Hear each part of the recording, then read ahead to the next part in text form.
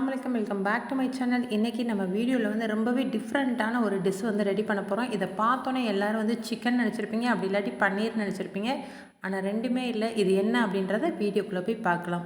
வீடியோக்குள்ளே போகிறதுக்கு முன்னாடி அனிஸ்னா கிச்சனை சப்ஸ்கிரைப் பண்ணாதவங்க சப்ஸ்கிரைப் பண்ணி பக்கத்தில் இருக்க ஆல்ன்ற பட்டனை கிளிக் பண்ணிக்கோங்க. அப்போ தான் நான் போகிற ஒவ்வொரு வீடியோ உங்களுக்கு நோட்டிஃபிகேஷனாக வரும்.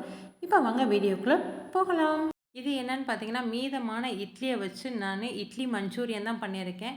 சூரியவம்சம் படம் வந்ததுலேருந்து எப்போ பார்த்தாலும் இட்லி மிஞ்சினோடனே வந்து உடனே உப்புமா தான் செய்வோம். ஒரே போர் அடிச்சு போச்சு உப்புமாவை சாப்பிட்டு. கொஞ்சம் டிஃப்ரெண்ட்டாக செய்யலாம் அப்படின்னு சொல்லிட்டு இன்றைக்கி இட்லி மஞ்சூரியன் பண்ணியிருக்கேன்.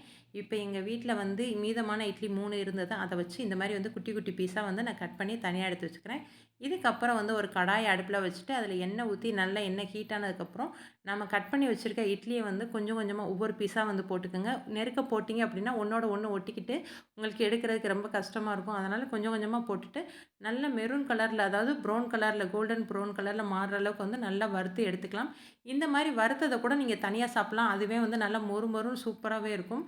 இப்போ நம்ம இன்றைக்கி மஞ்சூரியன் ரெடி பண்ணுறதுக்கு எப்படின்னு பார்த்துலாம். இதுக்கப்புறம் மிச்சமாக இருக்கிற இட்லியெல்லாம் போட்டுட்டு அதையும் நல்லா வறுத்து தனியாக எடுத்து வச்சுக்கிறேன். இதுக்கப்புறம் ஒரு கடாயில் வந்து 2 டேபிள் ஸ்பூன் அளவுக்கு ஆயில் சேர்த்துட்டு கொஞ்சமாக வந்து சோம்பு சேர்த்துட்டு ஒரு கப் அளவுக்கு வந்து சின்ன வெங்காயம் எடுத்து அதை குட்டி குட்டியாக கட் பண்ணி அதையும் சேர்த்துக்கிறேன். சின்ன வெங்காயம் தான் போடணும்லாம் இல்லை, பெரிய வெங்காயம் இருந்தால் அது கூட சேர்த்துக்கலாம்.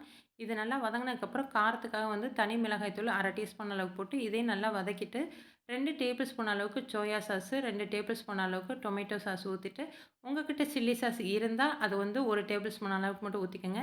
இப்போ இது எல்லாத்தையும் நல்லா மிக்ஸ் பண்ணி விட்டுட்டு நம்ம வறுத்து வச்சுருக்க இட்லியை வந்து இது கூட போட்டு ஒரு 3 நிமிஷம் மட்டும் இதிலேயே போட்டு பெரட்டிட்டு எடுத்தீங்க அப்படின்னா சுவையான வந்து நல்லா மொறு மொறுன்னு நமக்கு இட்லி மஞ்சூரியன் ரெடி ஆயிரும்.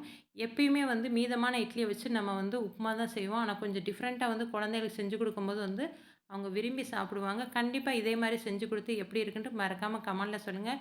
ஓகே ஃப்ரெண்ட்ஸ், நெக்ஸ்ட் வீடியோவில் பார்க்கலாம். ஓகே, பாய்.